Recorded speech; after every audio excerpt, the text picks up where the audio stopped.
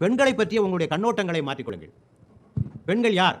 ஆணையும் பெண்ணையும் பற்றி திருமறையிலே சொல்கிற போது ஜௌஜைன், ஜௌஜைன் என்றால் ஸ்பௌசஸ் என்று ஆங்கிலத்தில் சொல்கிறோமே, ஜௌஜைன் என்ற வார்த்தையை குர்ஆன் பயன்படுத்துகிறது. ஜௌஜைன் என்றால் இணைகள் என்று பொருள். இணைகள், நீங்கள் இருவரும் இணைகள், ஒத்த எஜமான ஒத்த அடிமை எல்லாம் கிடையாதுப்பா, நீங்க ரெண்டு பேரும் இணைகள் என்ற வார்த்தையை குர்ஆன் பயன்படுத்துகிறது.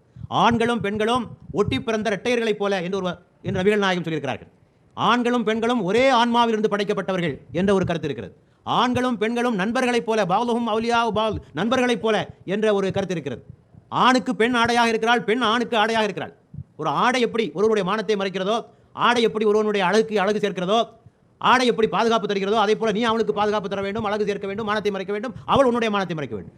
இப்படியெல்லாம் ஓமைகளை சொல்லி, கருத்துக்களை சொல்லி, ஆணாதிக்கம் கூடாது, பெண்களை கொடுமைப்படுத்துதல் கூடாது, இப்படி தான் தடுக்க முடியுமே தவிர, மூக்கில் சளி பிடிச்சிட்டு இருந்ததுக்காக மூக்கையே ஆபரேஷன் பண்ண வேண்டும் என்று சொன்னால், மூக்கையே எடுத்து விட வேண்டும் என்று சொன்னால் அது பிரச்சனைக்கு தீர்வாக அமைய முடியாது என்பதனை நான் இதன் மூலமாக சொல்லிக்கொள்ள விரும்புகிறேன்.